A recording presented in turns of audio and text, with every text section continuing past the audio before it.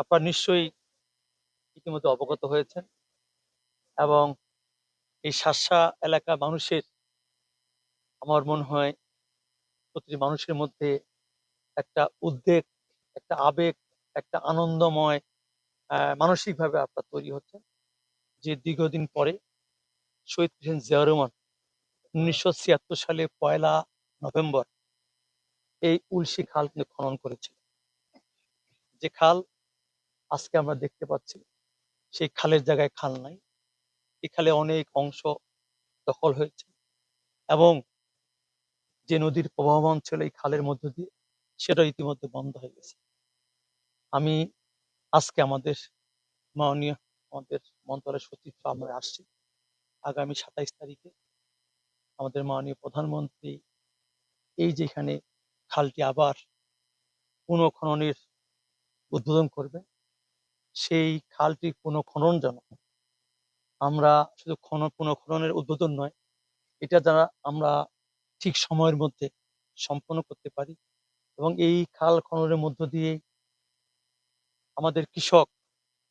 আমাদের এলাকার জমি, আমাদের এলাকার বিশেষ করে জীববৈচিত্র্যের পরিবর্তনের ক্ষেত্রে গাছ, মৎস্য চাষ বা সাধারণ মানুষ হাঁস চাষ করবেন, সেই বিষয়গুলোর জন্য আমরা আগামী দিনে এইগুলো সুচারুরূপে সম্পন্ন করতে পারি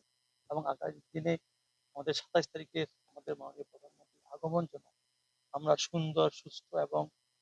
জনগণ যেন সেইখানে স্বতঃস্ফূর্তভাবে অংশগ্রহণ করতে পারে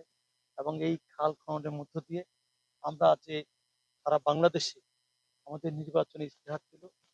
20,000 কিলোমিটার নদী, খাল, জলাশয় পুনঃখনন এবং পুনরুদ্ধার করতে, সেটাকে আমরা বাস্তবায়ন করতে চাই এবং এই ক্ষেত্রে এই যে আমরা যে আমাদের মাননীয় প্রধানমন্ত্রী খনন করবেন, আপনারা এখানে অনেককে বললেন যে কিছু কিছু খালের অংশ বেদখল হয়ে গেছে, সেখানে কিন্তু আপনাদের জনসম্পৃক্তি লাগবে, কারণ এই খালের কিন্তু খননের পরে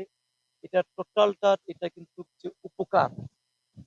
এটার যে কার্যকারিতা কিন্তু আপনাদের জনগণের সহযোগিতা ছাড়া, আপনাদের সমর্থন ছাড়া কিন্তু এটা কন্টিনিউ হবে না। সেই ক্ষেত্রে আমি অত্র এলাকার প্রতি মানুষের কাছে আবেদন করছি, আমরা এই জন্যই যেখানে যে খাল খনন করতে যাই সেখানকার সাধারণ মানুষ দল, মত, ধর্ম, বর্ণ সবাইকে সেখানে সম্পৃক্ত করবে, কারণ এই খালের খননের মধ্য দিয়ে কিন্তু কোনো ব্যক্তি বা কোনো দল উপকৃত হবে না। কাজেই টোটাল এখানকার জনগোষ্ঠী এখানে উপকৃত হবো। আমি আশা করব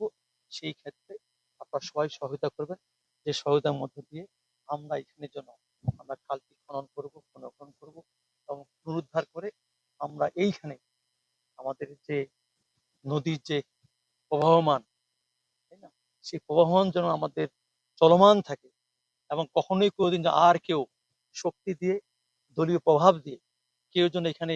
ওই খালকে দখল করতে না পারে, সেই ক্ষেত্রে আমরা আপনাদের সহায়তা করব। এবং মাননীয় প্রধানমন্ত্রী বারবার যে কথা বলছেন, এইসব ক্ষেত্রে উনি কোনো দল বুঝেন না, কোনো ব্যক্তি বুঝেন না, কোনো ধর্ম বুঝেন না, উনি সকল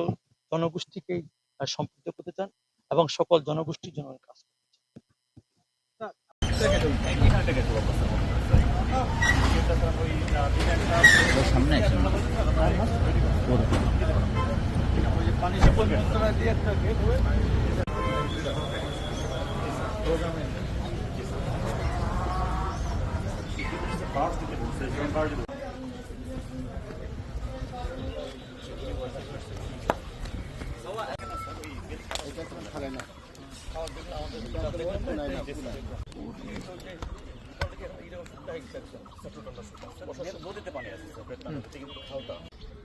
আমরা এখানে শুরু করবো, এখান থেকে এখানে করবেন, তাহলে তো ওখানে স্লোপ করবো, আমরা টেন্ডার করে বিক্রি করবো, এটা তো অনেক বিক্রি হয়, ওটা পড়ে থাকে, কিন্তু আবার কি তাহলে ওই খাল আবার ভরে যাবে, এটা হচ্ছে মেইন জিনিস। এই মাটিটাকে আপনাকে কোথায় দিতে বিক্রি হলে করে ফেলেন, কিন্তু ওই ফেলায় রাখতে পারো প্রতিষ্ঠান আমাকে দেবো সেই স্কুল।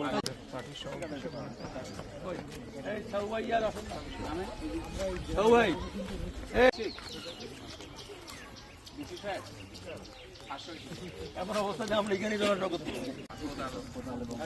সেখানে মহিলা পুরুষ ঠিক আছে, লেবার করবে 50 জন,